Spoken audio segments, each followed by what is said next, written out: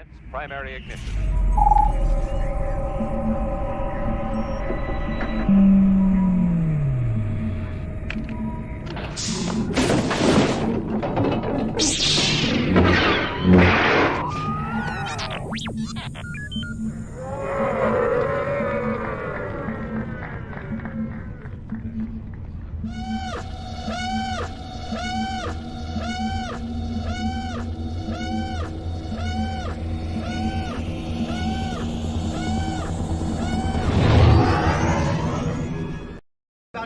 What's up, guys? I'm Emily Swallow. If you're looking at this, you're watching the Virtual Cantina Network. This is the way. This is the way. This is the way. Happy Monday, everyone. Hi, Rebels. Happy Monday. We are officially in December, and I know, it's can't freaking believe it. cold. I can't deal. I know. Well, you're up in Massachusetts. I'm in New York. It's been rainy. It's been gross. It's been cold. Yeah. It's been terrible. But it'll be a fun night tonight. By We've the way, got I just have to interrupt for 1 second. I have to bow down to the greatness that is Jennifer Bergen for saving me from that Kanan lightsaber debacle this week. Thank you, Jen. You're a goddess. and we've got a great group of Yeah. listeners and friends on the network who are always helping us out, whether it's like Yeah. merch or advice. I know Jamie's got a connection down in Orlando, which I understand there's some people headed to Orlando this weekend, so that should be fun. Party at Spencer's place this weekend, I guess. I know. That'll be fun. That's I'm sad I'm exciting. not going, but Me I'm too. also, my dance card is very full. It's almost Spencer's birthday, which is very exciting. Happy almost birthday, Spencer. And hi, Jen. Hi, Mike. We are going to be doing a watch along tonight of what I think is an underrated episode. I think it's Totally. one that like doesn't come up on the listicles, doesn't get mentioned nearly enough, considering that like Gina Torres is in the building. I mean, come on. Queen. Yeah. Queen of geekdom. Lady Zoe Washburn herself. Yeah. I think that's her calling card, right? Like you would say that like, Firefly is the thing that, and not to be like in the obituary, that's top billing, right?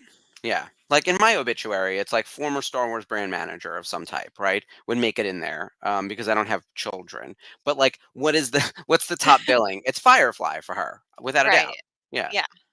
Like that's legendary for her. And yeah, it's been like getting to go back and like I say go back, but I bought the Blu-ray for like $10 on like Amazon Prime Day years ago, Mhm. and then I watched it during during COVID, and I was like, why the hell did I wait so long? This is amazing. And then I hate what having to watch. So yeah, to Joss Whedon, curse your sudden but inevitable betrayal. Like I just Oh, for sure. it drove me nuts. But yeah, it's such a good episode as far as like fleshing out what Sabine had done in Mhm. her time between being an um an imperial cadet on the run from the Empire, joining the rebellion. What did she do in the meantime? Mhm. And you find out she's kind of a criminal, and it's like, oh, And who interesting. isn't in Star Wars? Yeah. Spencer, I'm going to address your question in a second, but I had this epiphany driving home tonight. Remember when we were talking about Hondo and Naka showing up in Rebels, and we said this was the path that Ezra would have taken had he not met up with the Ghost. It Absolutely. was like the Yeah. alternate dimension, bizarro version of Ezra, right? Right. Ketsu is the alternate dimension, bizarro version of Sabine. If she hadn't joined up with Kanan and Hera and become a part of the Ghost and decided to serve a greater purpose for the rebellion and free Mandalore and everything, she Yeah. could have just become like a run-of-the-mill bounty hunter like Ketsu. And that's not to push down on Ketsu saying she's run-of-the-mill, but like there's a lot of bounty hunters out there. Yeah. They have literally a union like called the Guild, right? Which, by the way, support unions, including the Guild. But like that's where Sabine would have ended up, right? Like Yeah. that's the kind of thing where we've now seen a couple different characters who had criminal backgrounds, which, to be fair, all the rebels in Star Wars are criminals because they're breaking the law at all times. There's wanted posters prominently on Forever. display in season 4 for all of these guys. So I loved it. I thought this was the kind of thing where it's like, oh, I understand what the writers are doing here. They want to show us like what Sabine could have become had fate or the Force not intervened, and she made better decisions. So Right. I love that. It's sad that this girl only shows up in like 1 or 2 episodes, though. Like I she's, know, we get a you little know, more of her in Forces of Destiny, which I think is also really cool that they had Gina come back and I almost said Zoe, and play her, but she's just like she's an important part of Sabine's life, yeah, and I think Sabine being as like her seeing Sabine become part of this rebellion that everybody just kind of like looks down their nose at, um, kind of gives it a little more meaning to her. And Ketsu kind of rethinks herself a little bit, but yeah. so it's a good turnaround episode. Like I said, you get a redemption kind of thing. Yeah, there's changing of hearts and minds. Yeah. Ketsu isn't as far gone, I would say, as like, a dark side user. She's just a common criminal, which Yeah. everyone in Star Wars is. I feel like there's so few paths in Star Wars. It seems so interesting that in a galaxy so big, there's like a couple of jobs and then everything else is like some type of criminal enterprise. Like Yeah. everyone, like Han Solo is a smuggler. It's what he does for a living. Poe Dameron used to run Spice. Like all of our favorite heroes are villains. Truly, or at least breaking the law in the eyes Yeah. of whatever law. Princess Leia is probably the biggest one of all. Like treason. Like Yeah, and it's like, oh, it's seriously. treason. Then I was like, oh, she's leading it. She's leading the treason.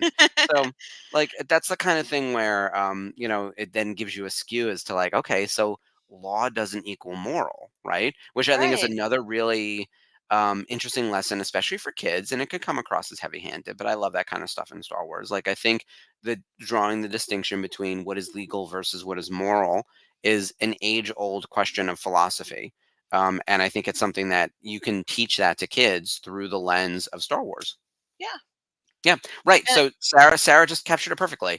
If the law is corrupt, is it actual treason?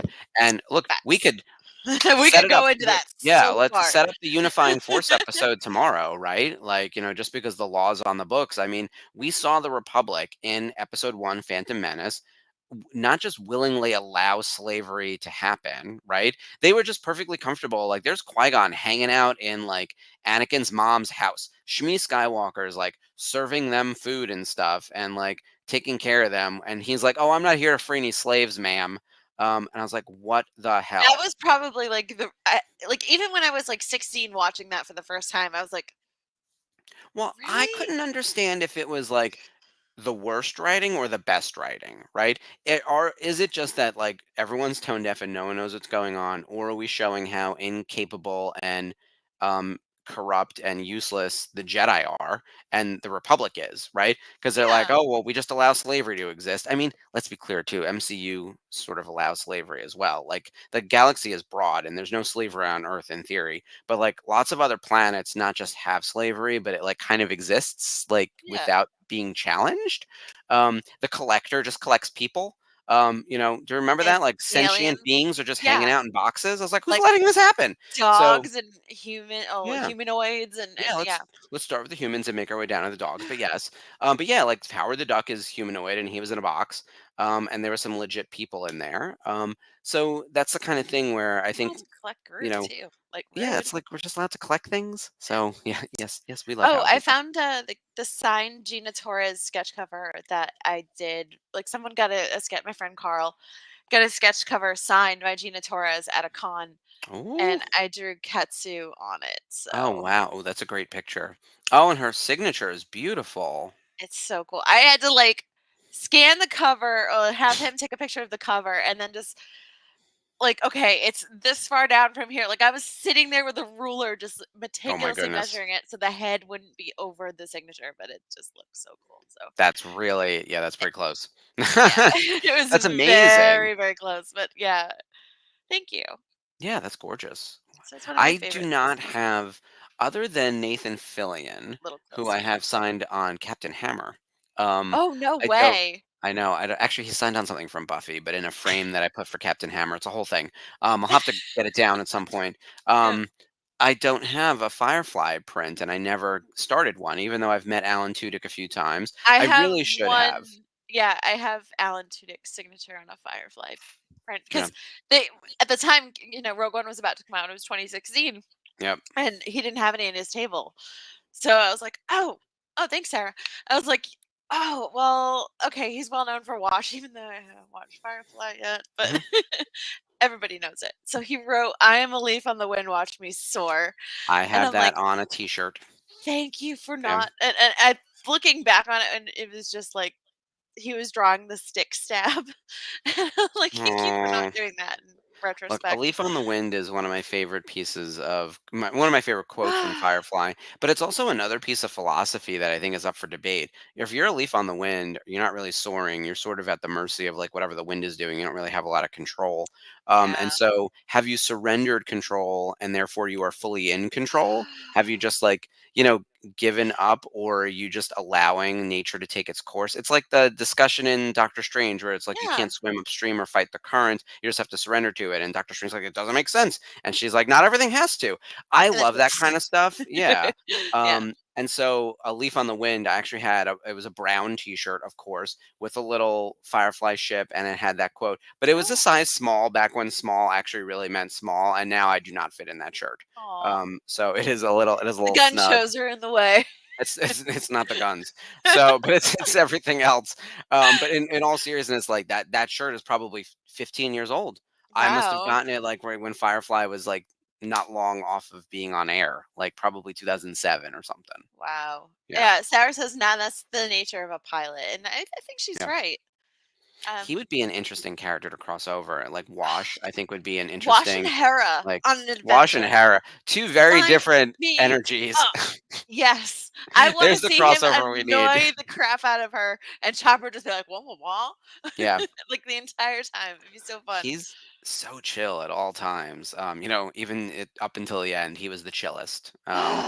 So See, look, I will never spoilers for get a over show that. from 15 years ago, but Yeah, or the I movie, will I guess, from 10 years ago. never, ever I was so angry. I was like, "Are you We all were. effing kidding me?" I couldn't believe it because they landed the ship. That's why. It was the Yeah. kind of thing where I'm like, oh, they landed, and then oh, nope, nope. But I knew it. It's Whedon. He likes to kill characters. He's a He sadist. yeah, it's always the one and he said in an interview that, like, he chose him because it would push the characters forward. Like, it would give it'd be like I guess he had only gone so far, and he was like, "Okay, well, I have nothing more for this character except to Yeah. be a plot device to push everyone else forward," and I'm like, Hmm. "No, stop writing like that. That's terrible Well, writing."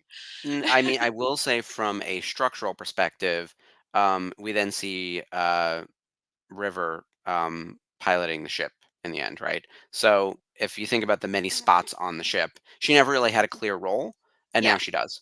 But like killing the preacher made sense. Like, Yeah, I think, that's it. I hate it. I liked yeah, Book, but yeah.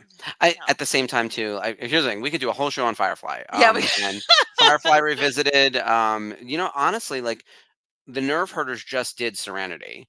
Um, I do think there's some, and we're doing a whole thing of non-Star Wars programming.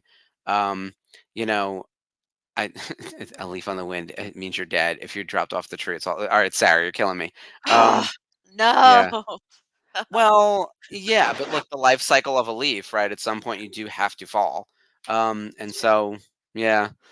Look, this is the philosophy. This is what's up for debate. I also think, as I was saying, there's a lot of non-Star Wars content on the network, especially at the moment. We're doing these like Thursday night movies we're thankful for. And I know there's another non-Star Wars one happening this week. I would love to be able to cover like a TV show in totality. Like, what do we love best about Firefly? Like, that could be really fun. And I'm not Yeah. volunteering for any more jobs, but I like that idea. So if anyone has Oh my any things they'd like to cover, maybe our best of sci-fi. So Yeah, don't get me started on my 90s TV shows. Yeah, it's okay, JB, we forgive you. Yeah. Also I blocked think. and reported. So, yeah. Ejected from the chat. Ugh, No, but I I will understand. never Look, be okay, Star I'm Wars is sorry. depressive too. Star Wars is bleak. Before our show started, we were talking about the new Godzilla, which we Yeah. mentioned briefly last week. I finally got to see it yesterday, and so it's fresh in my head. It is bleak. It is dark. It is depressing. I cried at the movie, and it was also amazing. So I'm telling everyone, go see it and just prepare yourself mentally that this is not a Godzilla movie you've seen before. I really cared about the people of Japan as a country, like because it's set in post World War II Japan, and so it's just starting from a place of darkness, and it Mhm. just keeps somehow getting worse. I joke that actually Godzilla was like the third worst thing to happen to Japan in this movie. Like truly, Oh, it's like good lord, what more can these people stand? It was jeez. really. But it's so good, and the actors are Yeah. tremendous. By the way, the movie looks expensive, even though I know it was made for very little money. Whatever 50 money they mil. spent was spent Yeah. correctly. The special effects look great. Godzilla himself looks awesome. The destruction is like ridiculous, but also somehow believable. It's like a weirdly believable Godzilla movie, unlike. And then, of course, you see the trailer for Godzilla versus Kong or Godzilla Kong New Empire. And I was like, what in the trash can garbage is this? Like, what is this That's my new cartoon? favorite saying, I love that, Like, thank I you. can't even I was flabbergasted by, like, Toho elevating this property into, like, emotional depth and just, like, really hitting the metaphor with, Yeah. nuclear war and destruction of a people, and then, "This crossover will be fun, cartoons," like, and, "Oh, but here's a bigger gorilla." I couldn't. I was, like, It went from, like, livid when I saw that Godzilla, trailer. like, Masterpiece Godzilla to Rampage, the game, the It did. It's movie. Rampage. It's and there's Godzilla running, like running. It's and he's Okay, pink for some reason, which I alright. don't mind What so much, what? but like I don't understand. I mean, the glow on him is pink, right? Oh, So yeah. like Weird. you guys have all right. So everyone go watch that stupid trailer. It's 2 minutes of nonsense. But it Or looks better yet, watch the Furiosa, a Mad Max saga trailer, like, that. Oh my god, you guys. Now I have a question. sure. Do you think it was filmed in the volume? Because I think it You looks do? like it was filmed in the volume. I don't think they did as much on-set location stuff. Like I feel like I can tell now. I don't think it's Yeah. shot as much. It's kind of hard because the first one, like Mad Max Fury Road, which is this is the A prequel to brilliant Mad movie. Max Fury Road. Yeah, For those who don't know, please go watch that movie. It is freaking that's a phenomenal. movie we should be thankful for and put on the list. Fury Yeah, Road. I'm Jeff, adding light that it to up. the Yeah. list. I'm adding that to the list. I'm making an executive decision right now Yep. because it's one of We're my gonna do our own. We're absolute gonna go favorite rogue movies. on like a competing show Yeah. on Thursday. Be like, we're watching Fury Road. Send. Yeah, today. We'll just go on. We'll live stream it ourselves. No, just kidding, just kidding. Um, I saw that trailer and I was like, okay, this doesn't interest me at all. But then I went and saw it in the theater and my mind was completely blown. And I'm really hoping this has the same effect because I'm kind of like slightly like the trailers are notoriously not grabbing me, but like okay, it's intriguing, but it's not like Mhm. I have to see this movie. And then once you get there, it's you know, hook, line, and sinker. But I'm hoping for that. But like you said, somebody else said it looked like it was a little CG. It's very much filmed in the volume. I can tell now. I don't know. I loved Mad Max Fury Road. I thought it Yeah, was just brilliant. I will say Anya Taylor-Joy looks amazing in the role, and I'm sure she's yeah. gonna be great. But at the same time, um, we have Chris Hemsworth and Tom Hardy in this movie, and I didn't see either of them shirtless yet. So what are we doing here? Is Tom What Hardy in this movie? supposedly, that's what it says I'm pulling up the cast list right here. Um, Yeah, I think they so just put it in there because they didn't know. I don't think they've adjusted it yet. I don't I think don't they know. Well, confirmed, which is I'm sad. But sight I want to know unseen. who's playing him Morton Joe because we know that Hugh, the man who played him before, has passed away. Yeah. So, and Well, and obviously he's it is a younger. prequel, Yeah. so I don't know. I'm sort of done with prequels. I'm also sort of done with. Okay, so now we're veering into the big like pop culture territory, right? Building out a cinematic universe. Yeah. So why are there this many Mad Max movies? Like Fury Road was amazing. It doesn't need a prequel. It doesn't need a sequel. It's a great standalone movie. Watch it in black and white. Watch it in color if you want. Like But I you think know, Charlize did such a phenomenal job, and the yeah, won a the bunch of Land of Academy Many Awards. Mothers Yeah, and her family and those women in the desert, those warrior women that she came from, and they all recognized her. Like it was interesting, and I do want to know more, but read a book or a comic. yeah. But it's okay. Look, I'll Mad take whatever I Max can get. Mad Max Fury Road has 97% on Rotten Tomatoes and an 86% audience score with over 100,000 ratings. That Yeah, I movie need is to give that not up. messing around, Hey, right? hey, hey, Like Spencer, we're not no. even gonna share that comment. Oh, delete Spencer, it. Delete no. him in the comments. Goodbye. So Goodbye. I actually disagree with that one because I like the way the Matrix sort of progressed, but I Yeah. understand where people are like, I don't get part three, and also could part two and part three have been one movie? Like, I think the Animatrix should have been part two, and part three should have been some combination of two and three shortened. And I really liked part four. I understand why other people I didn't get loved it, and it came like Resurrections. really late. Like I Yeah. thought, yeah, four was weird and just way off, like so weird, but I loved it. Yeah. But yeah, so It's Fury Road dealing with is love and yeah. grief and um gender roles and things like that. So I thought it was pretty great. Mhm. But Uh, by the way, while I'm on Rotten Tomatoes, I know that Jeff was talking about this earlier. He went to a screening of A Disturbance in the Force, 100% on Rotten Tomatoes so far. Like woo-wee. according to 29 reviews and 88% on audience score, still fewer than 50 ratings. And we're talking to a very specific audience. Mhm. Um, but like, yeah, like that's incredible. What That's else do we have huge. that's out that's good? Nothing. Nothing else is good. Everything Everything else is garbage. sucks. Just let everyone know. No, I loved No, the but Marvels. Godzilla I is found them still as doing incredibly well. yeah, Spencer went to Boston to see it. So I mean, he who must not be named went to Mhm. Boston to see it. Just Okay, because your birthday's coming up doesn't mean I can't give you crap. So so Godzilla minus one. It was at 100% on Rotten Tomatoes. It is now at 96% based oh. on 85 reviews from the critics. The audience score is 98% based on 1,000 Dang. verified reviews, 1,000 Now, plus. has So anyone wow. seen on I think it's on Apple TV or Apple Plus or whatever it is. Um Oh, the Monarch Godzilla show. Monarch? Yeah, Yeah. that's really good. I like that so far. Yeah. Yeah, I don't I'm have Apple enjoying it. TV yet, It's so better than it's better than the Godzilla movies being made by Legendary. okay. It's multi-time period. Wyatt Russell is great. Kurt Russell's great. The latest episode didn't have any flashback to the old-timey stuff in the 50s, but it was all set in not present day, but like close to present day. What are they in 2015 or something? It's right Yeah. after G-Day. So this current cast is good. The when Godzilla first appears in San Yeah, Francisco. but I every So time I hear that I just laugh because I've yeah, heard it's a little people say silly. it. Yeah. Yeah. Yeah, I'm really enjoying Monarch.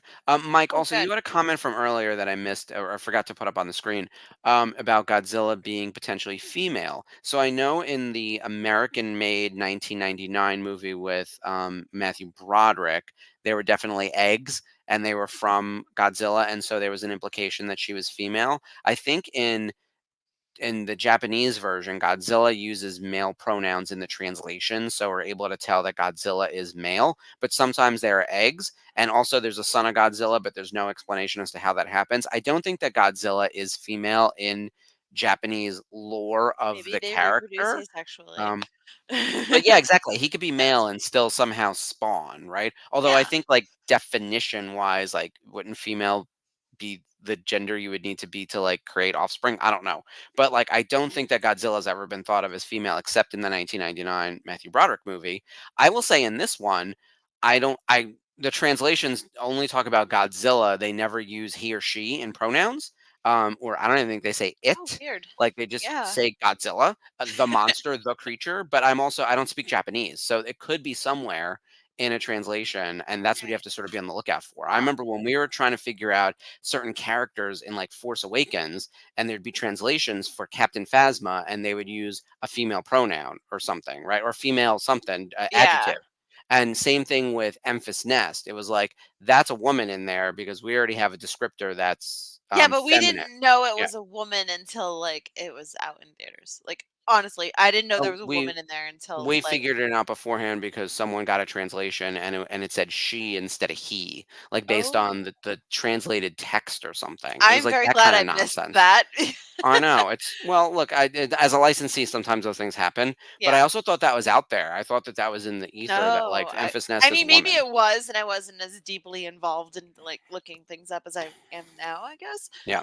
But, yeah, I had no clue. Like, I knew Enfys Nest was a woman when she took the helmet off, Yeah. I think which the yeah, way I it mean, should be. But yeah, yeah, they're trying to keep this stuff under wraps. yeah, Also want to address Spencer's comment real quick about the speeder. So yeah, so apparently at the Comic-Con in Boston this weekend, there was little speeder action. No cigarettes though from one. Oh, it was LA, that's what it was. LA.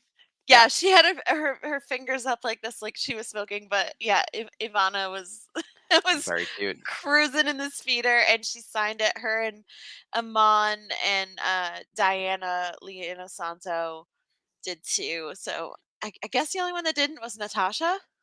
So that was pretty cool. That's really neat. Who brought it? So that's the question. You can follow them on Instagram. It's only speeder fans.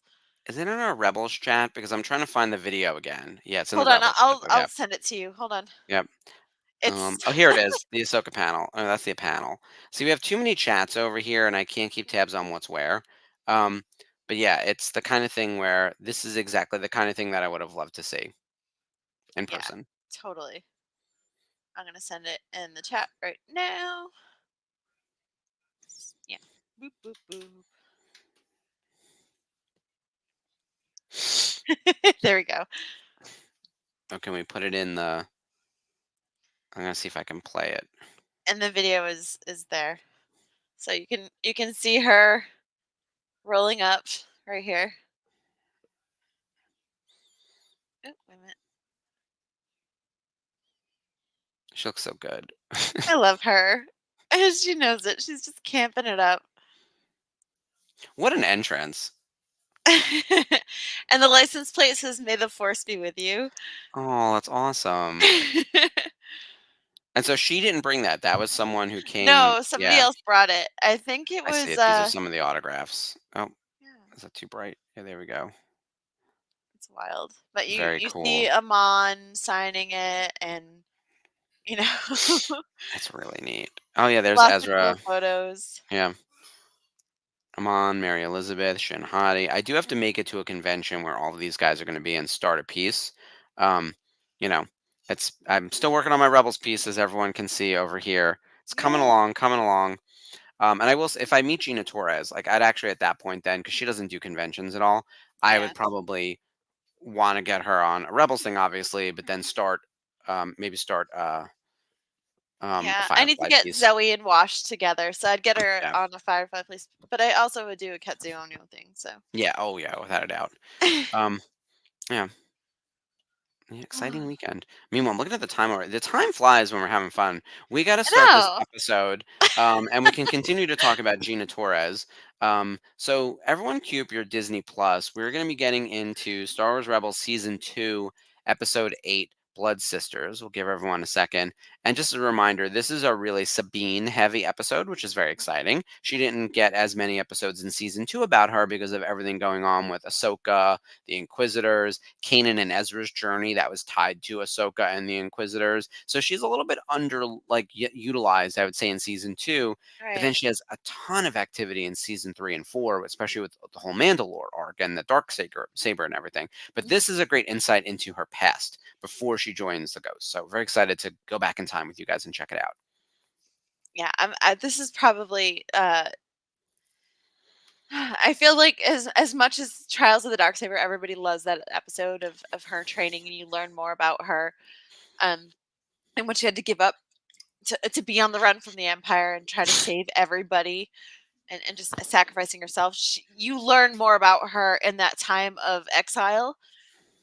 She was probably at her lowest point in her life, and these were the people that she chose to surround herself with. So it's interesting. So if you haven't Yeah. watched it before, by all You're means, watch you're it in with for a us. treat. It's a good It's one. fun. Yeah. Okay. All right, everyone, get your Disney Plus queued up. Season 2, Episode 8, Blood Sisters, and Jeff, hit that countdown.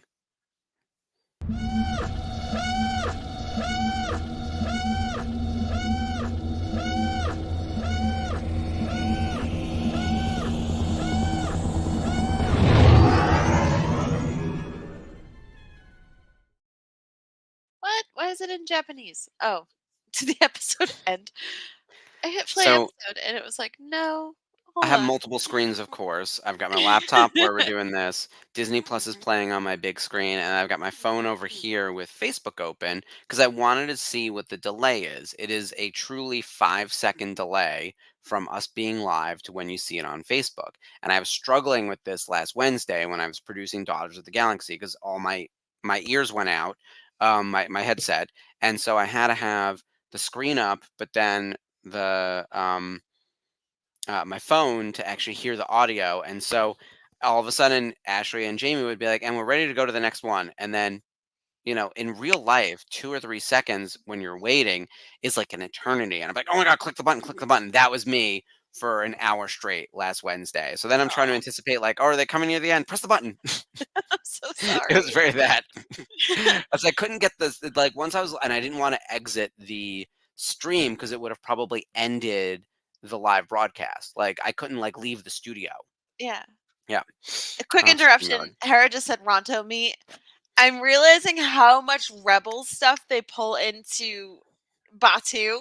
Mhm. The Ronto wraps, the Meiluran juice. Like, sign Oh me yeah. up. This is why it's my favorite meal in this park. Something else just got announced for Disney parks, and I want to make sure I get the name right. It's some type of thing happening, some event, some series of events, Disney parks events, Is it the candlelight procession? Star Wars 2024. No, it's new Star Wars stuff. So, Oh. um, what is it? Hey, I New have Star Wars help. Disney Season of the Force. Sounds like Ooh, Season of the Witch. Okay, Season of the Force. A same thing. new Star Wars Disneyland celebration coming in 2024. Here, I'll put this in the chat. Ooh. Um, oh wait, I can't. Hold on, I need. Damn it! I have two screens. I love Ezra's helmet. It's so cool.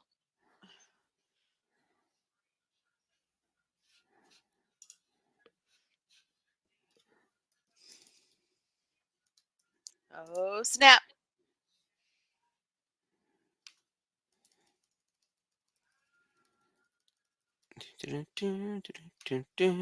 Still trying to pace this thing. Here we go. Okay, so Oh, snap. according to this article, which Jason told me about like a little bit earlier today, Season of the Force. Let's see. Disneyland announced its entire list of 2024 events, along with an in-park Star Wars celebration called Season of the Force that will take place during the late spring, early summer at Disneyland Resort. How and let's see how Star Wars Galaxy's Edge will connect with the event for the first time. Okay, so there's no real info. Oh, we're gonna get new. Okay, so April 5th through June 2nd, and it'll overlap with May the 4th celebration, Disney After Dark, Disneyland Star Wars Night events. Oh yeah, and they said they're gonna have new content coming to um, the what's the ride that has all the videos in there? Hyperspace Mountain comes back. Star Tours. Star Tours has new scenes. So yeah. All right, everyone Cool. can read the link. I'm clearly doing a bad job summarizing it. Because this is like breaking news as of today, and I haven't really gotten fully up to speed on this yet. It's Ezra on a gonk droid. I love it. Oh yeah, so the Gonk droid is like a huge part of this episode, and apparently it wasn't originally a Gonk. It was going to be a different droid, but EG88. yeah, Pablo and Dave were saying that they wanted another droid who didn't speak basic. That way you can have the wah wah wah wah throughout the episode, and but you can There she understand is. them based on tonality.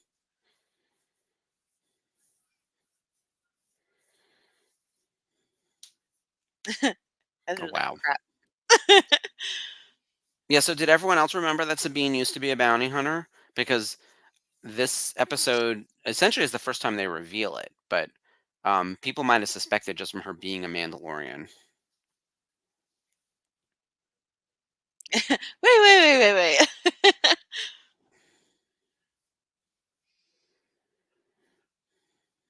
I like that he told the two girls to relax. I'm sure that went over well. Trevor's like, no, you don't. Oh my god, just shoot the stormtroopers.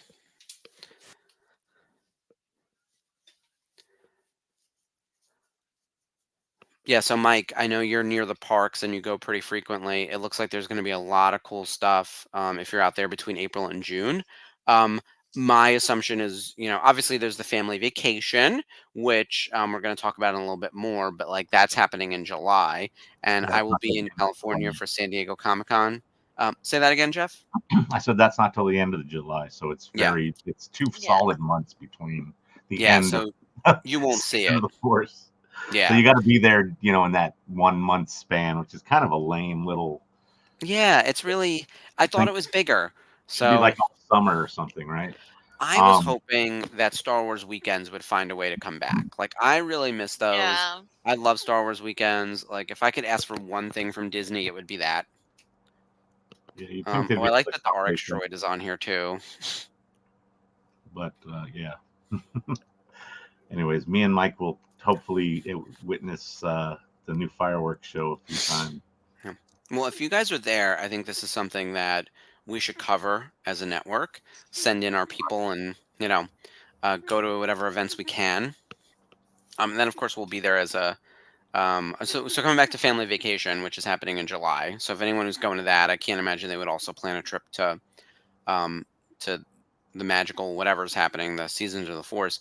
But the family vacation, July 29th through August 2nd, which is going to be so much fun, including a day in Disney. The first bus is already sold out. Oh Yeah. man, tickets went on sale on Friday or whatever. It was Friday, and like a day later, the first bus was sold. So there was obviously room for. I think there's one more bus. So, which is very exciting. So we're kind of half sold out already. Like that seems so fast. Yeah. Um, and the thing is 7 months away, and or more than that, really, because we're still in December. It's like So that's planning a crazy. Disney trip. You got to do this in advance. Yeah. No, I know. Yeah. Um, I'm I have a trip coming up in January. So I'm going so this is confirmed now. I'm going to Vegas for the Halloween and Party Expo at the end of January, which is very exciting. And it's like 6 weeks away or whatever it is. And I Oh, just got wow. hotels confirmed, but I have not booked my flight. So I'm trying to figure out like, do I stay an extra couple days and try to enjoy Vegas since I'm already out there? But Vegas isn't cheap even in January. And like darling, I was just in Vegas in March and it's not like my favorite town, but I feel stupid flying out there for work and flying back. Like at least like stay a day or two, do something with it. So Yeah. I might do that, but I'd rather tack on more time like I'm going to do for the family vacation in July and get more time in California. I don't know. Oh, These are that's the a great idea. decisions I struggle with every day. Yeah.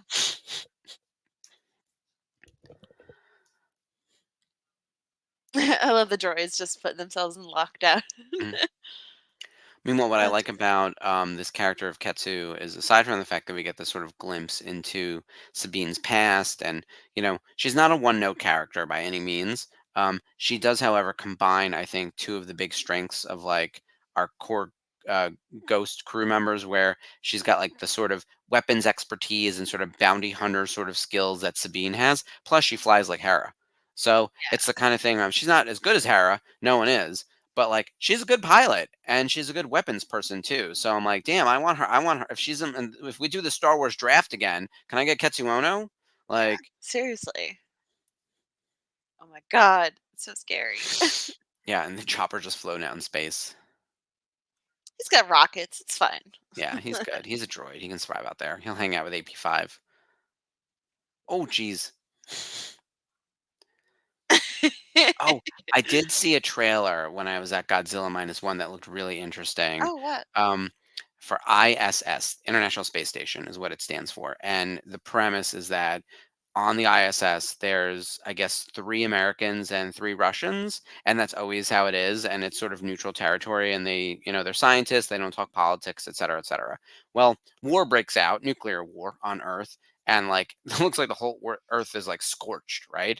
And so they both get orders to like take the ISS. And so what will happen when scientists are given like orders of war to take the space station?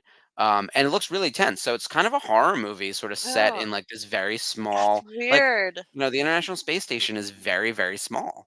And you're sharing it with like there's six of you total, and Ariana DeBose is the lead. Um, so that looked really interesting. I was like, oh, that's a movie I would watch. Um, Yeah. Outside of that, none of the trailers caught my interest. There was not one trailer I was there with one of my friends, and after every trailer, I just turned to him and I was like, no, and it was on to the next. I know. It's been weird lately. Um, I am like, what was that movie that I was looking forward to watching? Um, I'll think of it. Meanwhile, Chopper's out there just like causing havoc. What would you expect? Do you expect anything less? Yeah, he's being helpful, air quotes.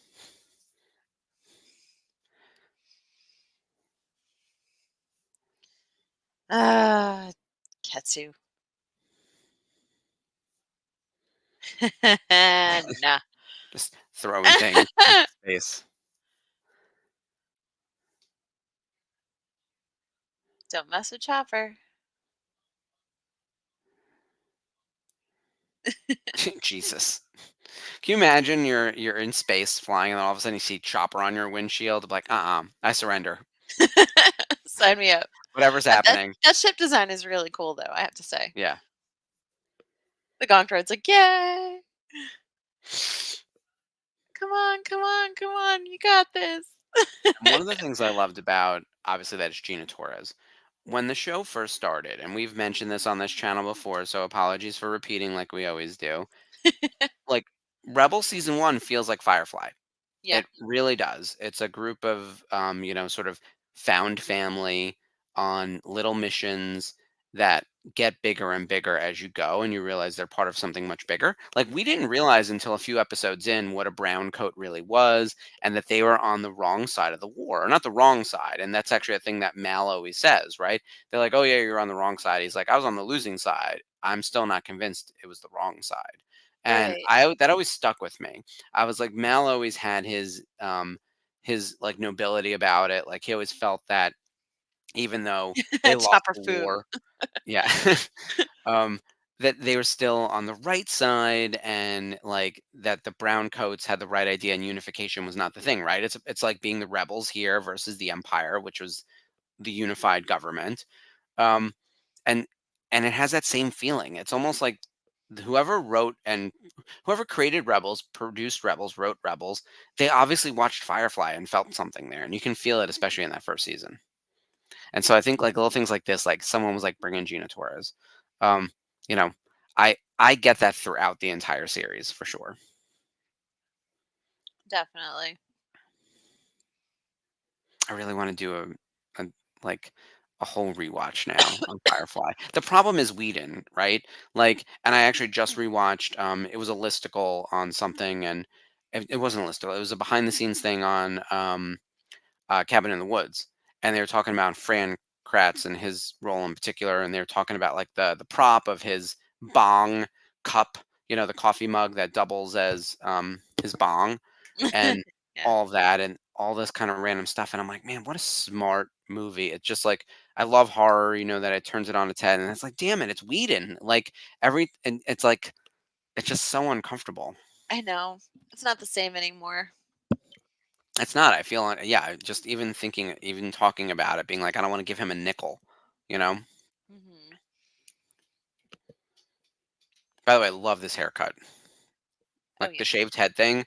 And I know that that's also going to come back like 20 years from now. We're going to be like, remember when girls were shaving the side of their head on one side and it was very arty and very like on trend? Yeah. Look, This I girl, I this had is like a year into the grow out right now. So I will tell you my douchebag trend. I had very spiky gelled and I had blonde tips in college. you had Like the duck butt, I had the puka shell necklace. Like I was full douche. So, but like that happens, right? Like but those I trends also hit. had the rogue hair. I had the rogue hair in like 2012.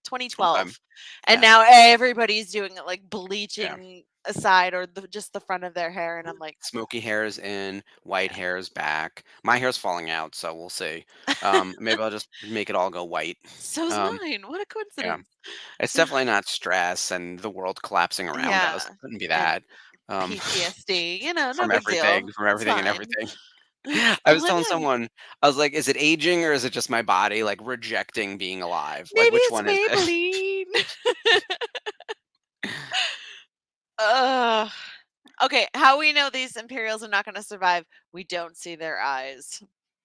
Oh, They're not yeah. important enough to animate from above here. So from here Mm, up, they're not important. yep, they're nameless, faceless. I have to say though, Katsu's costume is like really intricate to draw. I had like the worst time drawing all those little lines on her pack in the front. Like I like the shoulder crazy. pieces. The shoulders look Yeah, really those good. were like really tricky too.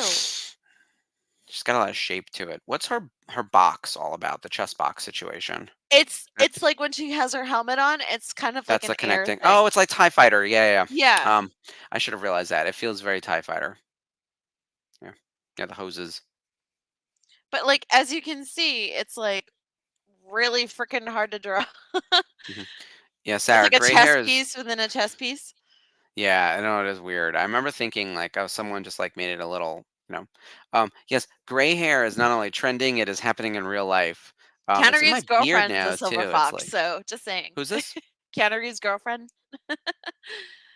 Alexandra Grant, she's an artist. She's completely gray. Oh, Yeah, that's a look now. Let me tell you. it is. And it's like I remember when smoky hair dye was starting to become a thing in the market, like in the 2010s, because Yeah. you could do like purple and blue and pink, but it had like a smoke component to it, and like full on gray. Like you could dye your hair gray, which is nuts because it's the opposite of what hair dye usually does. But you know, Yeah.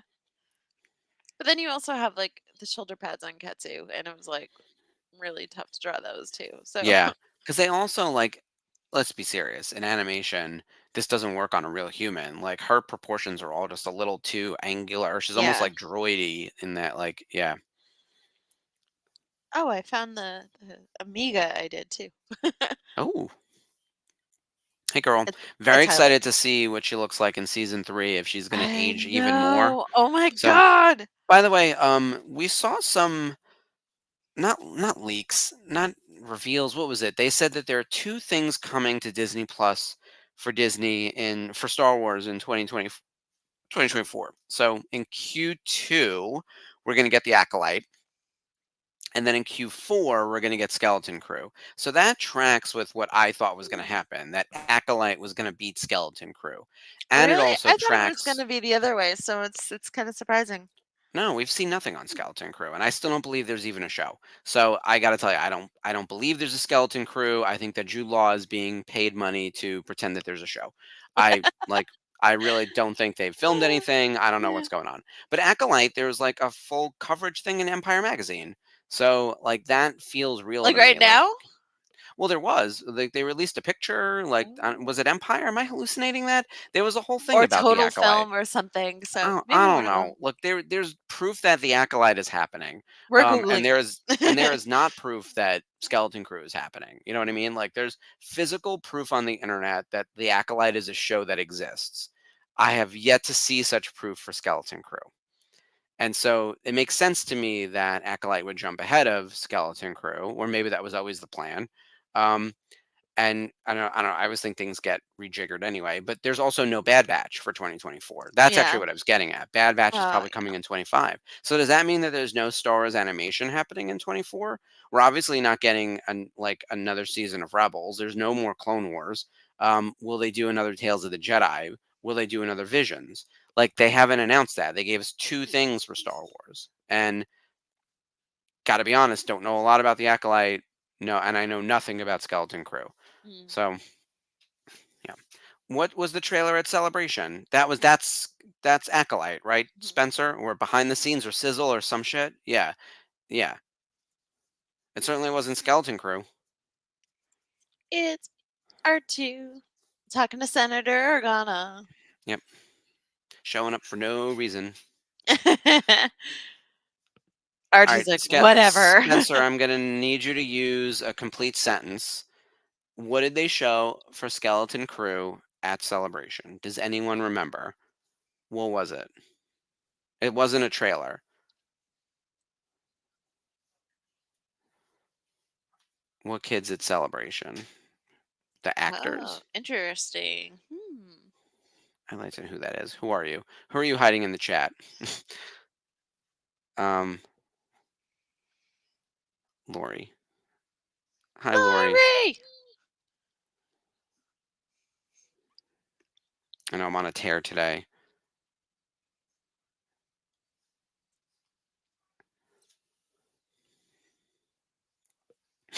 Yes. Hi, Lori.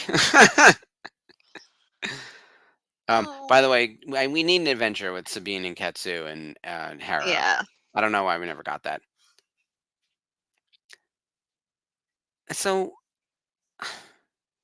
what was in the Skeleton Crew trailer? Because there's nothing online. There are no leaks. I really think that people are punking me right now. Like, what did they show?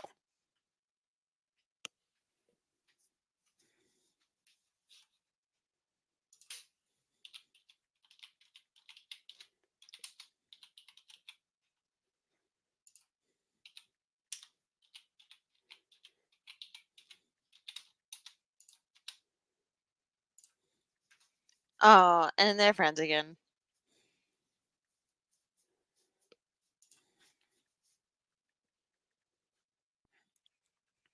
Yeah, I keep getting fake teaser trailers all over the internet for Skeleton Crew. That's Yeah, it. I'm getting those too. Yeah. I don't believe for a second that they've shot a minute of footage.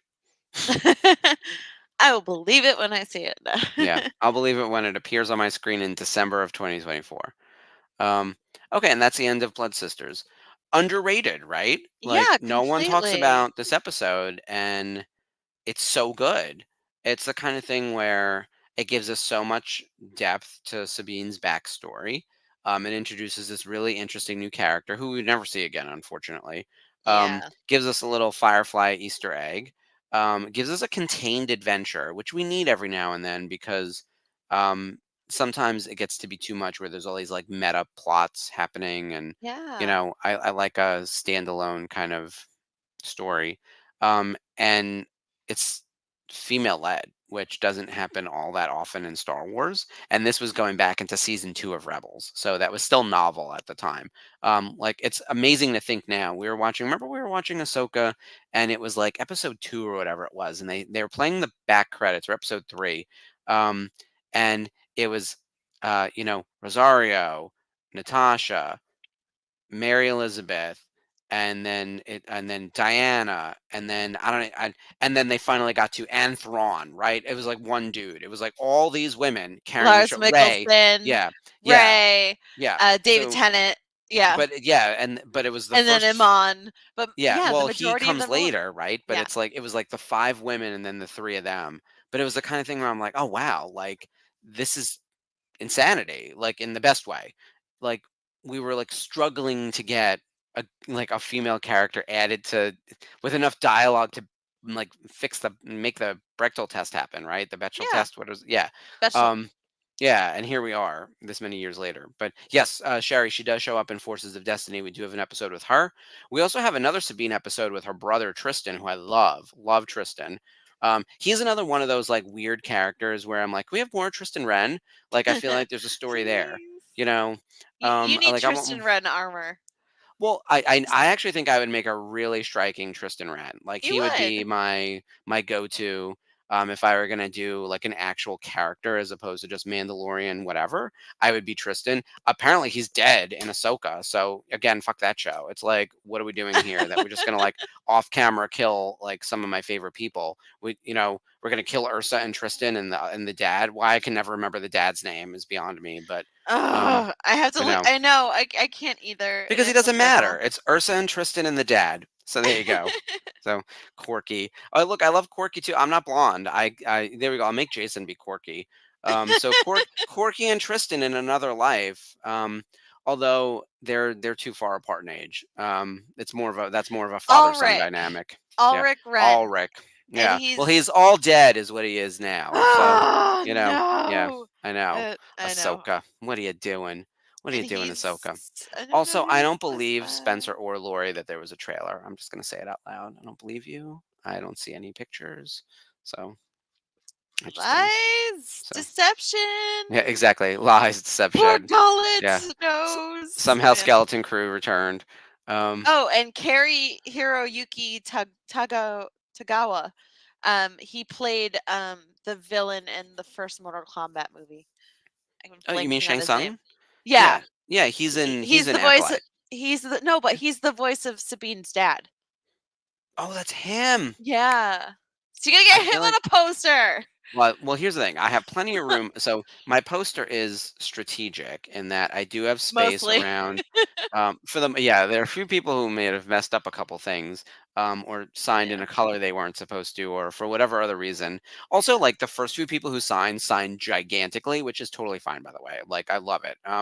And Gave Drew a and little again, like I picture. said, like Filoni signing the thing means that I will add everyone and everyone I can.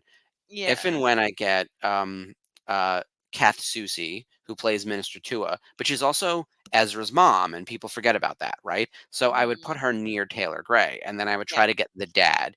And I think Sabine's family would So be would you around have where her Tia is. sign Minister to a slash what's her face? Bridger. What is his mother's name? Oh my Oh, it's god. Not Mira. Mira. Yeah, Mira it's Bridger, Mira. yeah. So I Okay. would ask if she would do both. I mean, Kath Susi doesn't really do conventions, unfortunately, Oh. which is unfortunate because I feel like she would make a killing with all the characters that she voices. Oh And I don't yeah. know if the dad does either. So I feel like they're just low potential, right? Like they're probably not going to materialize. But I will save some space for them. And that's the Let's kind of see. thing where I actually have an Excel file of like all the people that I do want and anyone that I there are also some people who are in the show who I Oh, D. don't. Bradley Baker is Ezra's dad. No, no, it's someone else. Are you sure? I'm pretty sure it's not him. I will double check, but It's um, coming up as D. Even in what? Wikipedia. Mm, Yeah, right Eph- there. he plays Ephraim Bridger, and Yeah. see what's funny is D is not on my poster.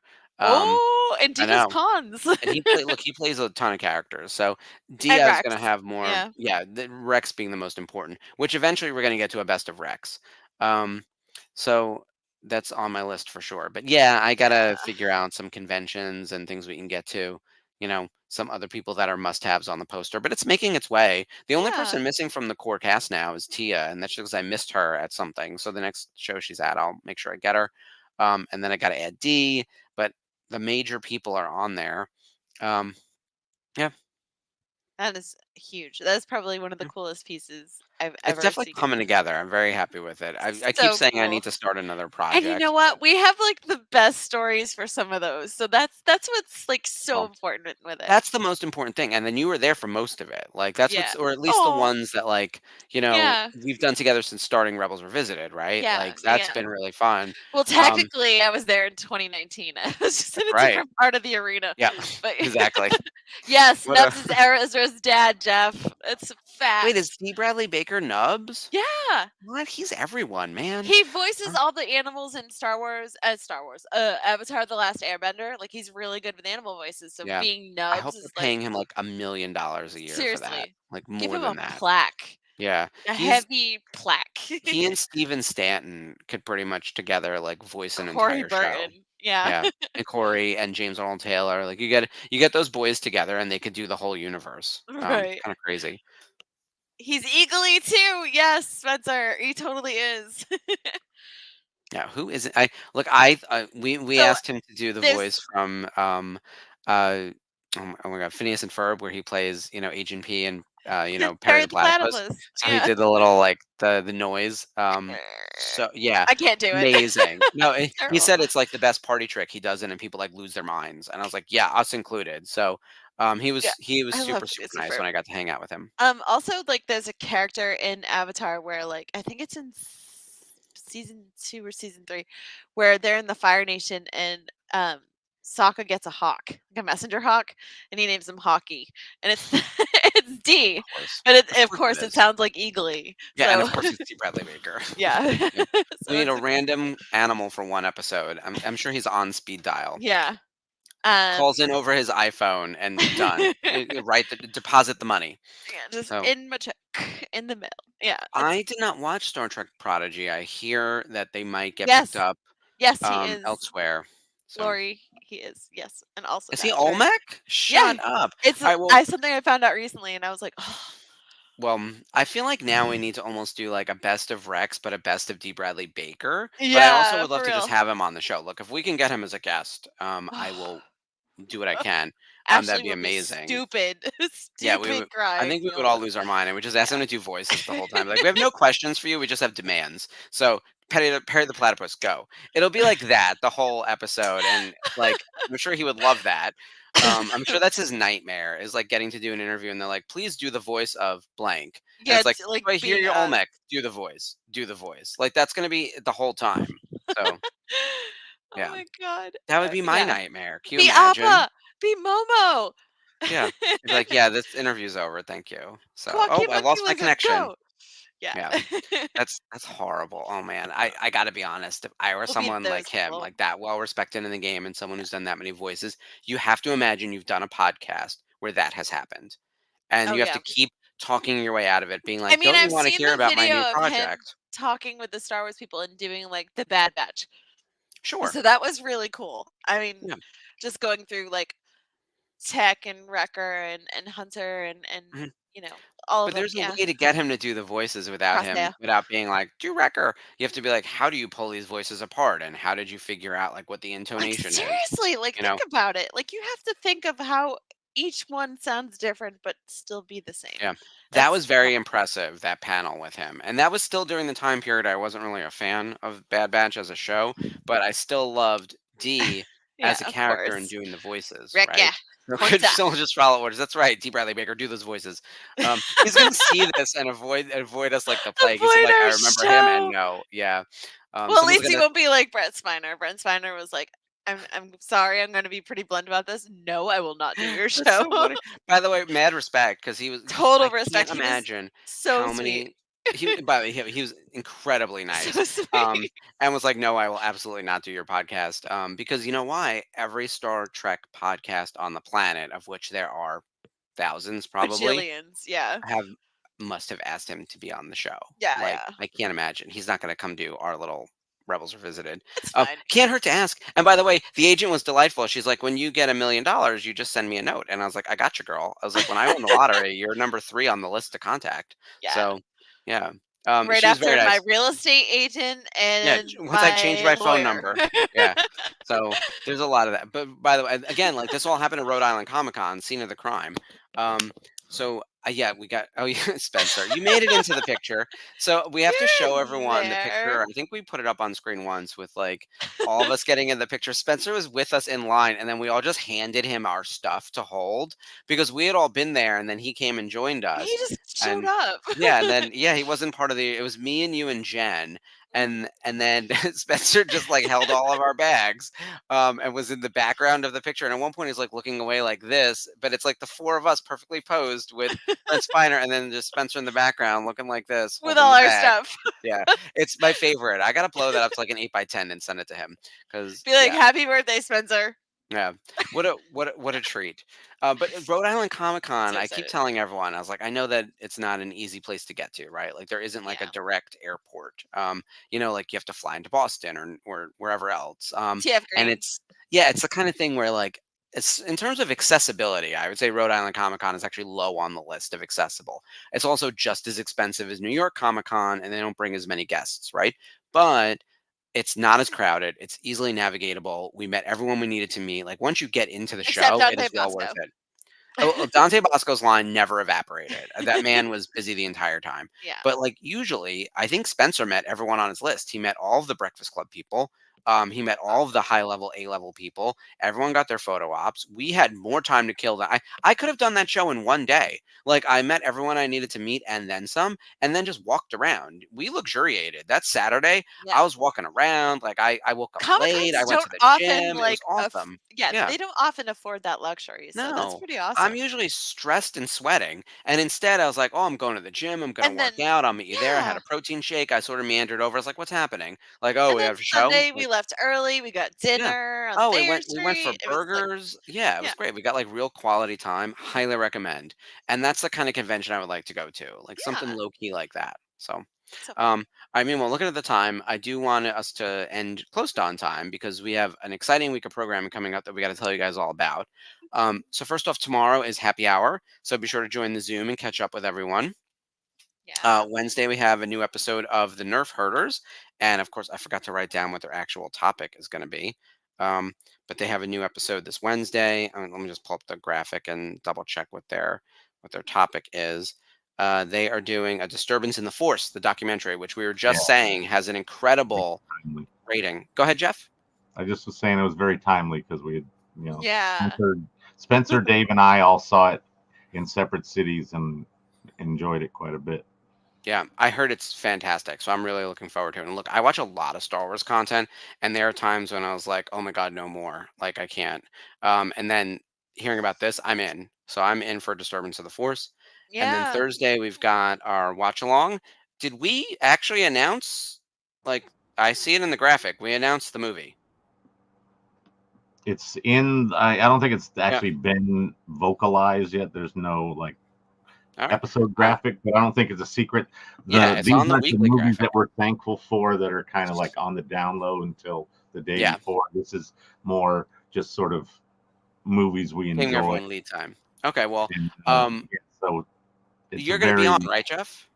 I'm gonna be probably at a entertainment party here in LA with Leilani. Oh, you told me Oh, that. That's right. yay. That's So exciting. All right, so we're gonna miss it'll be fun. Jeff, but Dave is on Thursday, With and it was gonna be the Nerf herders, but now it's just gonna probably be John, I think. okay. Either way, it's gonna be a But great somebody else episode is John. because they're doing one of Ashlee's favorites, Indiana Jones and the Dial of Destiny. I am so excited. Like this is Harrison Ford may be older, but this is what you love about Indy, the wonder, one last adventure, going out on your terms. Very excited. So I'll be Very- honest, I thought the best part of the movie was Phoebe Waller-Bridges, and Oh yeah, um, so I thought she crushed it, and I was worried. I got to be honest, because every time you put someone else in an Indiana Jones movie who's and gonna she fight helped for the write lead some of it spot, too. I'm Yeah, not surprised because the dialogue is very witty. it's Um, snappy. she is fast. She is fast moving. She has a great energy on screen. I could watch her in just about anything.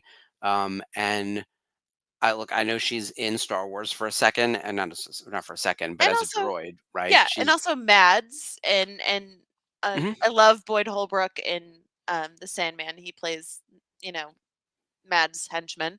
Yeah. Sorry, I'm terrible with their names, but everything else is great. Yeah, So, look, I think the cast is great.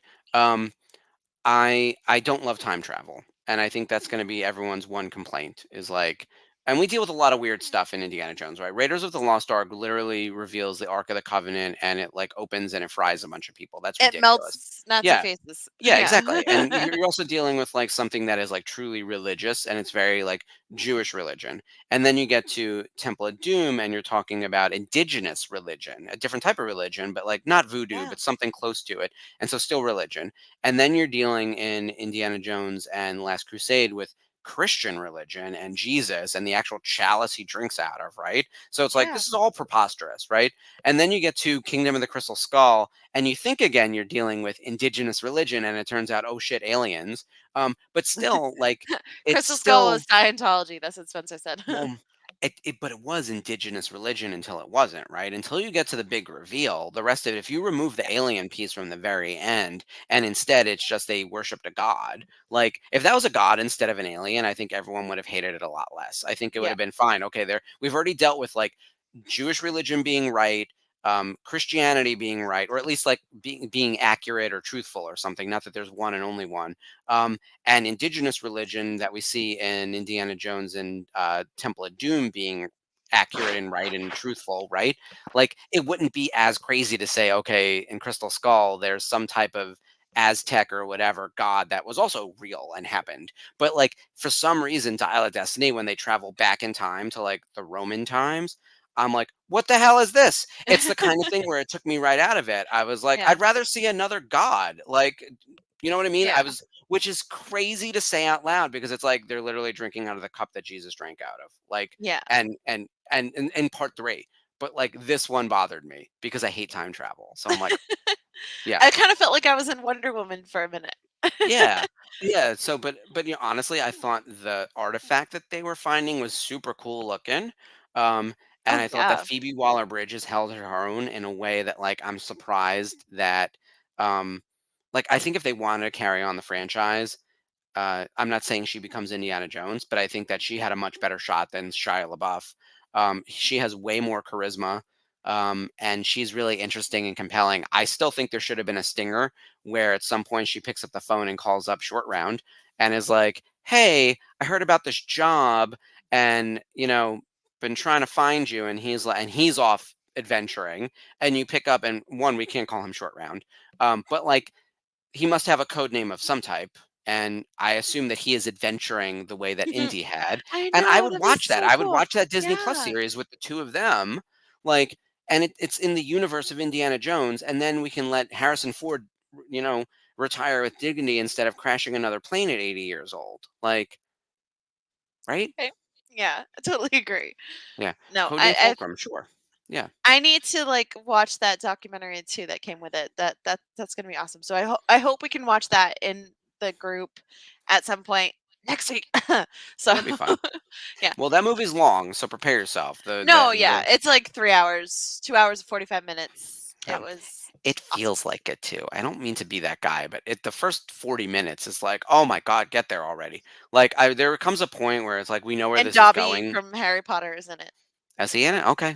Toby If you Toby Jones. if you say so. I look. There's like 10 people in this whole movie. I gotta be honest. Like It's you can. Phoebe's dad. Phoebe's dad. Yeah. Okay. Oh yes, yes, yes, yes, yes. I see. So That's he not how I names knew. Armin Zola in the MCU. So this guy is just collecting those Yeah, fun I know who you're talking about. facts. Okay. All right. So that's Thursday. Indiana Yeah.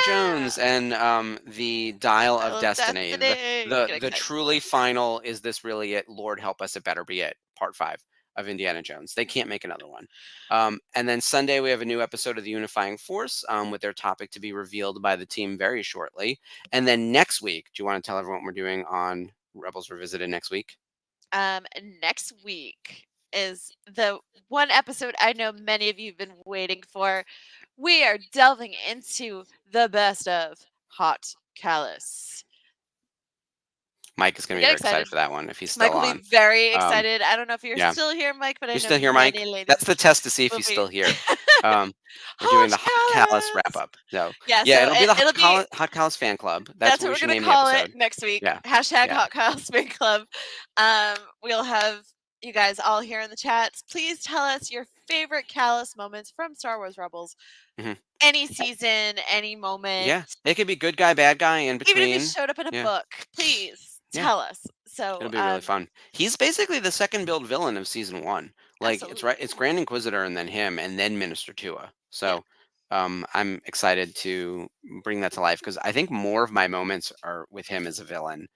Through Imperial Eyes is one of my all-time favorites in the Oh, entire run of the series. totally, So I'm very excited totally. to talk about that and everything Woo! else. And yeah, that's gonna be a really fun one. So we're gonna do this continuing alternate. Actually, we can give everyone a little bit of preview of what's coming. So Sherry's um, excited. yeah, Sherry, it's gonna be really fun. Yeah. So Best of Callus next week, and then the following week we'll do another watch along for episode 9 of season 2, Stealth Strike, and then on Christmas Day we will have a pre-record because we're not expecting anyone's tuning in on Christmas, but we don't want to lose our Monday time slot. So Monday, December 25th, Christmas Day, Ashley and I will be doing our own Rebels Revisited year-end wrap-up. So different from what we were thankful for, but more about like what happened in the year in Star Wars, how Rebels ties to it, like all those connections, that kind of thing. Sort of a big year-end, and what we did on the network as well.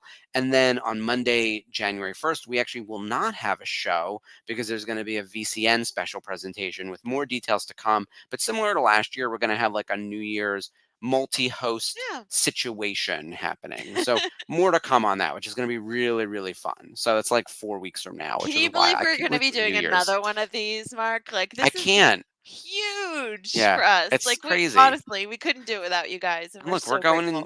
We're going into, we've been on air for more than a year now, but we're going into another calendar year, right? Like it's kind of crazy that going into 2024. So thank you guys for keeping us on air, for keeping our ratings good. Yeah, and also one more thing, please remember to get your family vacation tickets now. First bus is completely sold out. Second bus is probably about half capacity right now, and there will not be a third bus. So please get your tickets as soon as possible if you are interested in going. Don't miss out on the fun. A lot of surprises in store for you guys as you cruise up the California coast and end up in San Francisco. So make sure you guys join if you are looking to go on the family vacation. I think that does it for us this week. Thank you guys once again for tuning in, and we will see you next week for the Hot Callus Fan Club. Where's Mike? Where's Mike? I know. Now we know he left early. I'm going to message him after this. Oh, he'll message us and be like, wait a minute, you guys. You waited to say that till after I left? Yeah. It's definitely intentional. All right. Good night, guys. May the force be with you. Bye, guys.